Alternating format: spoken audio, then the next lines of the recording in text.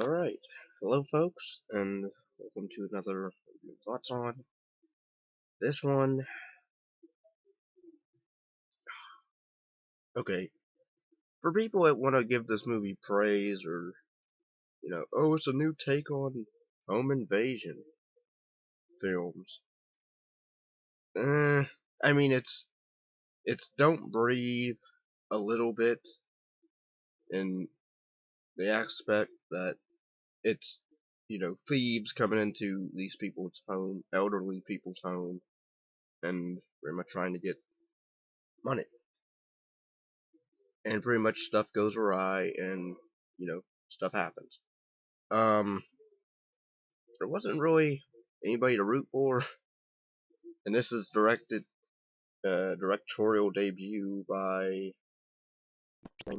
uh Julius Berg, and he also co-wrote it with two other people, and it's based off a graphic novel. I don't know how to pronounce the name, but yeah, it's a generic film, and it's also unfulfilling if um you want answers on, well, sorta. It, I mean, it answers stuff where it like tells you like a twist, but then it's stupid. Cause I'm spoiling this movie. I don't care. I mean, again, you have three thieves, and then one of the thieves' girlfriend shows up. Mary, Mary, and pretty much they threaten this old couple. They, they want to get into the safe, and stuff doesn't happen with that. So then one of the thieves turns on the boyfriend of Mary, on Nathan, and he dies because he's a terrible fighter. And then the the bad, or the thief that betrays him, pretty much, he dies from Mary hitting him with a sledgehammer in the head. Decent gore effect or makeup prosthetics.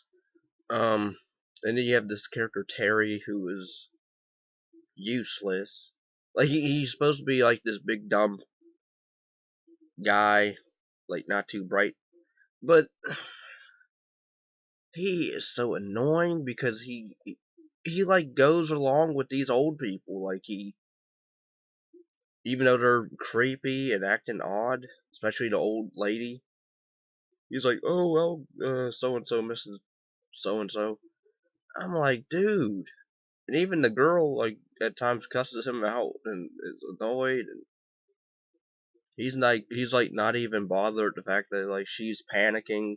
He just like, oh, she's just she's on her hormones, or her hormones are acting up, because then you find out she's pregnant at pretty early on.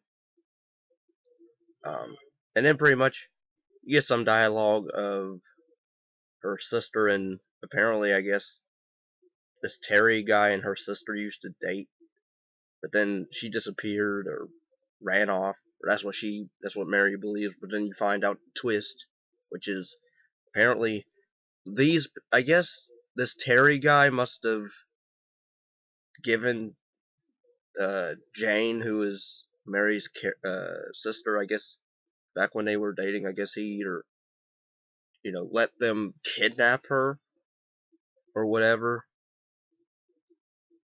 But then I'm wondering, because he doesn't seem so happy to see her at the end, because then he looks all scared. Because then they shut because pretty much what's behind this big, vault door is really a little girl's bedroom with a grown woman who they treat as a little girl, they have her chained up, and I don't know what she does. I don't know what she plans. I don't know what they're gonna do with the Terry character. I don't know if he dies or she's gonna be locked in there for however long with the Jane character, which I'm like, I don't understand. Is she crazy now or what? Because she doesn't say anything, like like you get exposition of, oh, these old people been, you know, kidnapping young girls to try to, I guess, make a family because they lost their original daughter, so they decided to kidnap random chicks and see if they fit the Kate uh, daughter that they lost. And nope. But then they found one. It happened to be Mary's sister. Uh, but yeah, this movie it ends depressingly because then the Terry character pretty much kills Mary by shooting her. Even though, like, whatever, he shows his loyalty, I guess, to these old folk who then keep him, whatever. They reward him by imprisoning him, and he's okay with that, I guess. Shows how goofy he is.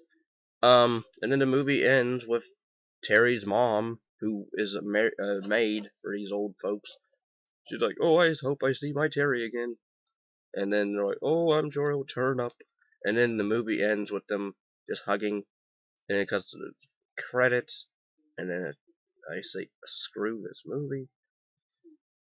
I don't know how the graphic novel is. I don't know if, because the movie tries to do like the supernatural thing with this old couple a bit, somewhat,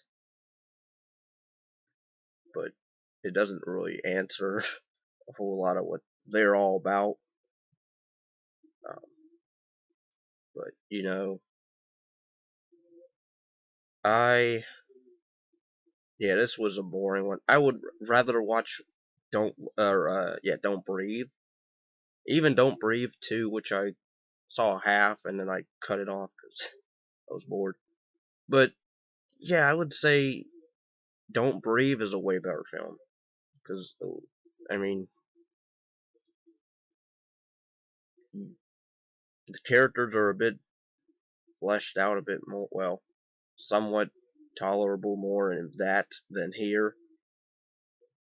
Because this girl is like goofy to where there's a scene where she goes upstairs because I guess she's gonna sneak out the window because they locked the doors. And there's a part where she's about to get out, climb out the window, and then the Terry character's like, "You were going to leave me?" And then she's trying to comfort him for a minute, trying to calm him down. But then she he tries to come on to her. She doesn't like that, and then you know then they fully lock them in. So then I'm like, wow, you could have. I don't know why you didn't just knock him out and then like whatever. I guess, um, or kill him because he's an enemy now. Because now if he's working with them, because he falls for everything that they say. So it's like, you know what? Screw you. You're dead to me. So yeah. Also, he allowed them to lock her in the Harry Potter closet. So it's like, yeah, you're fully an enemy now. But nope, she dies from helping him at the end, but then making that mistake.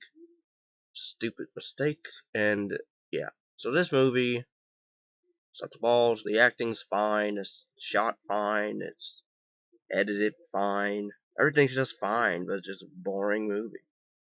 Um, I don't know what you could have really done with it. Like the old couple, like they seem kind of creepy, and like the doctor guy and the husband, he seems like he's supposed to be a doctor, but like the way he treats his wife very delicately, and oh, I have to play a memory game with her, so it'll jog her memory at times, and very proper and whatever. And then, but then the wife is kind of weird, where she has like these weird, almost dementia type thing, where she'll like zone out for a minute and become like a different person. So she'll like change personalities for a minute. That was sort of interesting. I wish they would just stuck with them more being creepy or something, but then they went to the stupid twist at the end. And it was like lame. So there was somewhat of a good movie in this. I don't know what really you could have switched around in this, except maybe again take out the stupid twist. You could have like the scrapbook scene of them like showing her girls missing, and stuff like. Well, then again, not even that, because then, but